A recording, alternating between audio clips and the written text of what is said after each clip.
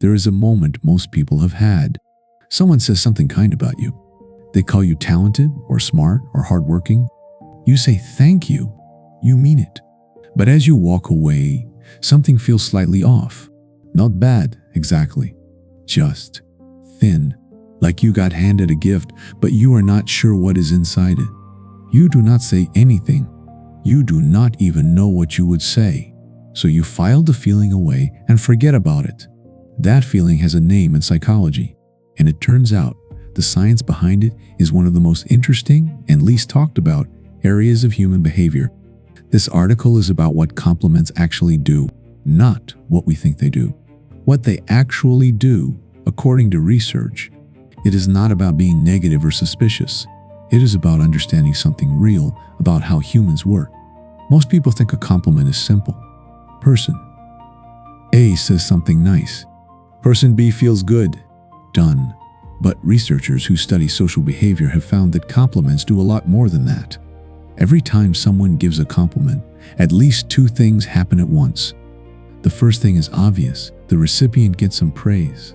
The second thing is less obvious. The person giving the praise also gets something. They get to be seen as someone who gives praise. And that matters more than most people realize. Here is a simple way to think about it. When you tell someone their cooking is amazing, you are also telling the room that you know what amazing cooking tastes like. When you tell a coworker that their presentation was brilliant, you are quietly signaling that you have high standards for presentations. You are, without meaning to, putting yourself in the judge's chair. Sociologist Erving Goffman spent decades studying how people behave in public. He found that almost every social interaction is also a kind of performance. People are always managing how they appear to others. This is not fake or cynical. It is just how humans work. We are social creatures, and we care deeply about our reputation. When we give compliments in public, part of us is performing generosity. We want to be seen as warm, perceptive, kind, and we often are those things. The performance does not cancel out the good intention, but it travels alongside it, doing its own quiet work. There is a specific part of compliment giving that researchers have studied a lot. It is called the evaluator position. When you compliment someone as skilled, you are claiming, silently, without even thinking about it, that you are qualified to judge that skill.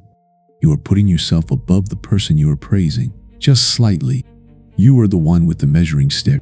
Think about how different these two sentences feel. That presentation was really well done. Most presenters cannot hold a room like that. You are one of the rare ones. Both are compliments. Both might be completely sincere, but the second one does something extra. It puts the speaker in the position of someone who has watched many presentations and has developed the expert eye to rank them. The person being praised gets a trophy. The person giving the praise gets a reputation. Researchers have found that recipients are surprisingly good at picking up on this. They can sense when a compliment is also a display of the giver's taste or expertise. They can feel the difference between being seen and being used as evidence. They usually do not say anything, but they feel it. This is one of the reasons a compliment can be 100 true and still leave someone feeling flat. The truth of the words is not the only thing being received. The whole social package is being received, including the part where the giver quietly moves up the status ladder while appearing to hand something over. Here is where the research gets really interesting. Scientists who study behavior have found something called competitive altruism. It sounds like a contradiction. How can generosity be competitive? Here is how it works. In multiple studies, researchers found that when people give in front of others, they give more than when they give alone. Not a little more, significantly more.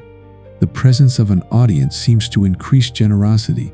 But that sounds like good news, right? The problem is, what is driving the increase? The extra generosity is not coming from extra kindness. It is coming from the desire to win a social status game. Being seen as the most generous person in a room is a powerful signal. It tells others, I have so much that I can afford to give. I am trustworthy. I am good. I am worth knowing. Praise is one of the cheapest forms of public generosity. It costs nothing to produce. It can be given anywhere, at any time, to anyone, and it pays back quickly in reputation and goodwill. This does not mean that public praise is always fake. Most people who give compliments genuinely mean them, but research suggests that the act of giving praise in front of others is partly a competition, a low-key race to be seen as the most generous, most perceptive, most warm-hearted person in the room.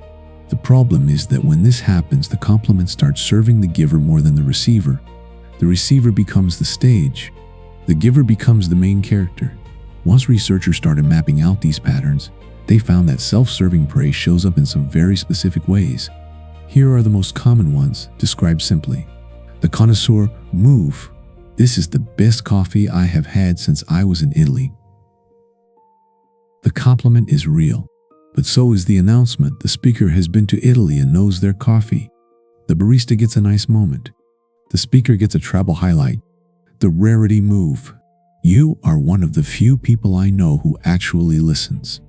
This sounds like the highest praise, but packed inside it is a claim about everyone else the speaker knows. They do not listen. The speaker has surveyed the landscape of people in their life and found only one worthy of this quality. The recipient lands on a small island, one that the speaker drew the borders around. The audience move. Praise that gets delivered in front of others when it could have been said in private. The information goes to the recipient. The reputation for generosity goes to the speaker. The doubt wrapper. I honestly was not sure you could pull it off, but you really did. The compliment comes wrapped in a confession of past doubt. The speaker looks honest and big-hearted, but the recipient had to absorb the doubt in order to receive the praise. The credit claim. I always knew you were going to do something like this. The speaker attaches themselves to the recipient's success by claiming to have predicted it. They did not just witness the achievement, they saw it coming. They now own a little piece of it. The mirror compliment. You are so much more patient than I am. It looks humble, but it requires the listener to agree that the speaker is, at the very least, in the same conversation about patience. The recipient becomes a mirror that reflects the speaker's self-image. The expertise badge. That piece really held up when I read it a second time. The writer gets praised. The reader announces that they read things twice, that they have standards, that they are rigorous. Two things are being said. One of them is about the writer, the strategic timer. Praise delivered at the exact moment when being seen as generous helps the most, right before asking for a favor, in the middle of a disagreement, or in front of someone the speaker wants to impress. The words might be completely true. The timing is calculated. Each of these patterns can involve sincere feeling. That is what makes them complicated. The self-serving part does not cancel the genuine part. It just comes along for the ride. So what happens on the receiving end? Researchers who study how people experience praise have found something consistent across many studies. People are not very good at explaining why a compliment felt off, but they are very good at noticing that it did. When praise is designed for an audience, or when it contains a hidden claim about the giver's expertise, or when it arrives at a suspiciously useful moment, recipients rate it as less sincere. Not always, but often. Even when every word is true, they still say thank you. They may even feel a brief warmth, but something in the interaction gets filed differently, not in the real gift folder, in the performance folder. Over time, this matters. A person who consistently gives self-serving praise, even if they mean well, starts to be received differently. Their compliments get accepted politely and held at a small distance. People learn, without ever deciding to, not to fully trust the warmth they offer. The research also shows something about what people actually remember. After a compliment, people forget the exact words much faster than they forget the feeling. The specific phrase fades. What stays is the emotional shape of the interaction. Did I feel larger after that or smaller? Praise that left someone feeling larger is praise that gave something. Praise that left someone feeling smaller, even slightly, even while warm words were being spoken, is praise that took something. The same research that maps out self-serving praise also points toward what makes praise feel truly generous. Three things come up again and again. Specificity that only helps the recipient. Generic praise, you are so talented, you are amazing, could be said to almost anyone. It does not cost much to say, and it does not land very deep. Specific praise is different. It says, I was actually paying attention to you, specifically doing this specific thing. That attention is the real gift. It is harder to fake, and it is harder to mistake for a performance. The absence of an evaluator. The most giving compliments do not put the speaker in the judge's seat.